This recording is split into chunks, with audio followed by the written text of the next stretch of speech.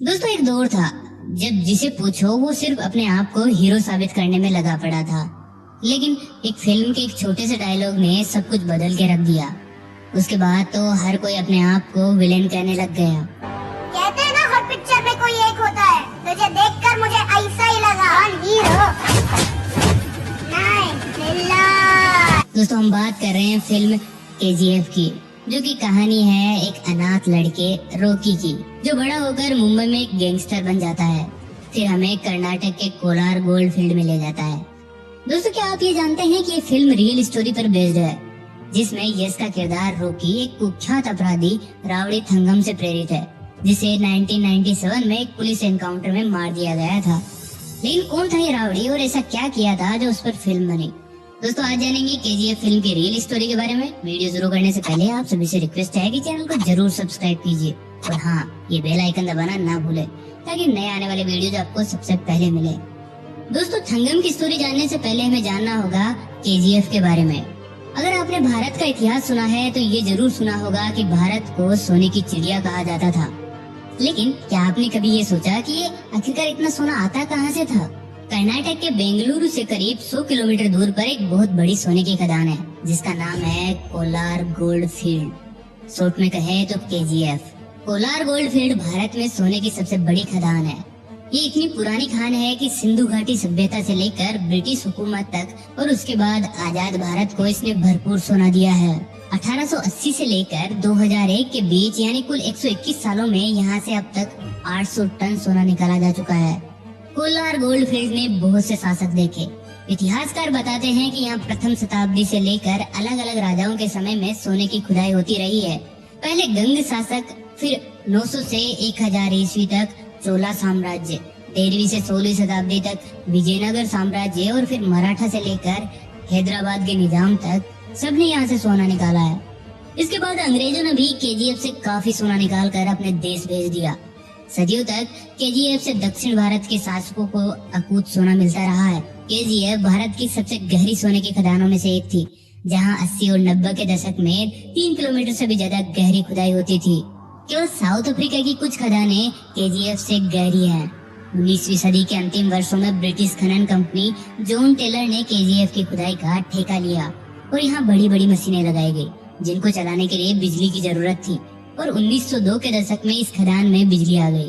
तब उस समय संपूर्ण एशिया में सिर्फ जापान के टोक्यो शहर में बिजली हुआ करती थी। यहाँ भारत का सबसे पुराना और सबसे पहला हाइड्रो इलेक्ट्रिक पावर प्लांट है, जिसका नाम कावेरी इलेक्ट्रिक पावर प्लांट रखा गया। जब प्लांट से बिजली का उत्पादन शुरू हुआ तो वो जरूरत से ज्यादा था, इसीलिए इसकी बिजली को आसपास के शहरों को भी दिया गया और बेंगलुरु देश का पहला शहर बन गया जहाँ बिजली पहुँची। वैसे इतनी गहरी खुदाई के लिए आधुनिक मशीनों की भी जरूरत थी, इसीलिए केजीएफ में 1940 के दशक में मैनचेस्टर में बना दुनिया का सबसे बड़ा और आधुनिक ड्रम लगाया गया। ब्रिटिश शासन में यहाँ बहुत सारे ब्रिटिश और एंग्लो इंडियन रहा करते थे। एंग्लो इंडियंस उन्हें कहा जाता था जो ब्रिटिश हो लेकिन उनका जन्म भारत में हुआ था। केजीएफ को लिटिल इंग्लैंड भी कहा जाता था, क्योंकि वहाँ का रहन सहन और घर और गलियाँ इंग्लैंड से काफी मिलती जुलती थी।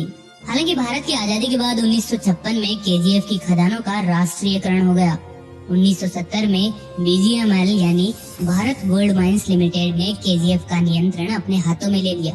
लेकिन शुरुआती फायदे के बाद बीजीएमएल का नुकसान दिन ब दिन बढ़ता गया, क्योंकि सोना अब और ज्यादा गहराई में मिलता था, जहां तक पहुंचने में कड़ी मेहनत भी लगती थी और 55 डिग्री सेल्सियस का तापमान भी था। साथ ही साथ खुदाई में मिलने वाले सोने की मात्रा भी कम होने लगी थी। 1989 आते आते बीजीएमएल का कुल कर्ज उसकी कुल संपत्ति से दुगना हो गया। बाद में सरकार ने इसे बीमारी का घोषित कर इसके कर्मचारियों की संख्या में छटनी कर दी। जहां 8,800 लोग काम करते थे, वहां अब मात्र 3,500 लोग काम कर रहे थे। लेकिन फिर भी बात नहीं बनी और 2001 में बीजीएमएल ने काम करना बंद कर दिया। तब से यहाँ के कर्मचारी अदालती लड़ाई लड़ रहे हैं और करीब 13,000 एकड़ में फैला कोलार गोल्ड फील्ड किसी भूतिया कस्बे की तरह हो गया है। 2016 में प्रधानमंत्री नरेंद्र मोदी ने केजीएफ की नीलामी की घोषणा कर दी, जिसे लगता है शायद केजीएफ के एक बार फिर से अच्छे दिन आने वाले हैं। माना जाता है कि अभी भी कोलार में काफी सोना मौजूद है और सोने की कीमत तब की तुलना में करीब 5 गुना बढ़ गई है। इसलिए अगर एक बार फिर से केजीएफ की खदानें खुलती है तो भारत के लिए सौभाग्य के दरवाजे भी खुल जाएंगे।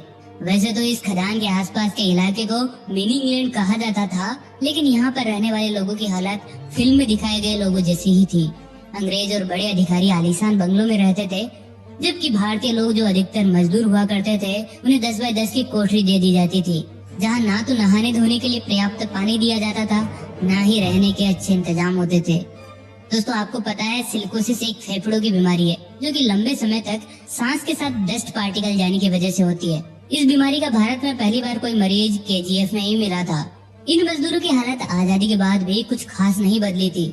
ब्रिटिश ऑफिसर्स की जगह इंडियन ऑफिसर्स ने ले ली थी, लेकिन फिर भी मजदूर तो सिर्फ मजदूर ही थे। अब केजीएफ फिल्म में तो खदान में काम कर रहे लोगों को बचाने उनका मसीहा रॉकी आता है, लेकिन असल में ये किरदार रावड़ी थंगम से इंस्पायर्ड है।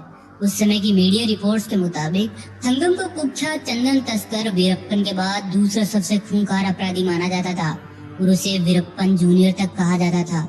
थंगम के एनकाउंटर से कुछ दिन पहले 1997 की इंडिया टुडे की एक रिपोर्ट में कहा गया था कि पिछले 4 वर्षों में थंगम के नाम 42 आपराधिक मामले दर्ज हुए थे और उसने 2 दिसंबर को एक स्टोर से 1.5 लाख रुपए के आभूषण चुराए थे। थंगम को स्थानीय लोगों का समर्थन प्राप्त था क्योंकि वह वीरप्पन की तरह रॉबिन हुड था। वो अमीर लोगों से चोरी करता और केजीएफ के गरीब लोगों की मदद के लिए वो पैसे बांट देता था। 2 दिसंबर की डकैती के कारण पुलिस बेहद ही शर्मिंदा थी, जिस वजह से थंगम को देखते ही गोली मारने के आदेश जारी कर दिए गए थे। जब थंगम की मौत हुई तब वो मात्र 25 साल का था। 27 दिसंबर 1997 को आंध्र प्रदेश के चित्तूर जिले के कुप्पम में केजीएफ पुलिस ने उसकी हत्या कर दी थी। पुलिस ने बाद में थंगम के 3 भाइयों सागयम, गोपी और जय कुमार को मुठभेड़ में मार गिराया। जुलाई 2003 में गोपी और जय कुमार की गोली मारकर हत्या कर दी गई थी। उसी साल अक्टूबर में सागयम की हत्या कर दी गई थी। उनकी मां पोली ने मुठभेड़ों पर सीबीआई जांच की मांग करते हुए एक याचिका दायर की थी और 2012 में सजायाफ्ता पुलिस अधिकारी रमेश कुमार पर सीबीआई ने 6 अन्य लोगों के साथ मिलकर फेक एनकाउंटर करने का आरोप लगाया। फिल्म में रॉकी अपनी मां को प्रेरणा मानता था, वैसा ही कुछ थंगम भी करता था। थंगम अपनी मां के साथ बचपन में केजीएफ में काम करने आया था और वो अपनी मां पोली को सबसे बड़ा आदर्श मानता था। यहाँ तक कि थंगम के गैंग का नाम ही पोली गैंग था और वो कोलार वर्ल्ड फील्ड्स और उसके आसपास सोने की दुकानों को लूटते थे। फिल्म में रॉकी की मां, जो गरीबी से तंग आ चुकी थी, अपने बेटे से एक वादा मांगती है कि जब वो मरे तो अमीर इंसान बनकर मरे। उसके शब्दों से प्रेरित होकर रॉकी एक क्रूर अपराधी बन जाता है, जो केवल यह सोचता है कि उसकी इच्छाओं को कैसे पूरा किया जा सकता है। हालांकि फिल्म में रॉकी की मां की मृत्यु हो जाती है, जबकि थंगम की मां पोली अभी भी जीवित है। फिल्म में रॉकी के भाई बहनों का कोई भी जिक्र नहीं है, उसे अकेला दिखाया गया है। वह अपनी महत्वाकांक्षाओं को आगे बढ़ाने के लिए मुंबई में एक आपराधिक गैंग में शामिल हो जाता है। जिस तरह थंगम को देखते ही शूट करने के आदेश जारी कर दिए गए थे, उसी तरह फिल्म में प्रधानमंत्री रॉकी को मौत के घाट उतारने के लिए कहती है। हालांकि वो दौर इंदिरा गांधी का तो बिल्कुल नहीं था, लेकिन फिल्म 70 से 80 के दशक के बैकग्राउंड पर बेस्ड है। इस वजह से उस समय इंदिरा गांधी से मजबूत कोई नेता और दिखाया नहीं जा सकता था। दोस्तों, आप क्या कहते हैं केजीएफ फिल्म के बारे में? आपको रॉकी का किरदार कैसा लगा और अब तक आपको सबसे बेस्ट साउथ इंडियन फिल्म कौन सी लगी? कमेंट करके हमें जरूर बताइए। वीडियो कैसा लगा? अगर अच्छा लगा तो लाइक और शेयर करना ना भूले। चैनल को जरूर सब्सक्राइब कीजिए। दोस्तों, जल्दी मिलेंगे नई वीडियो के साथ, तब तक के लिए नमस्कार।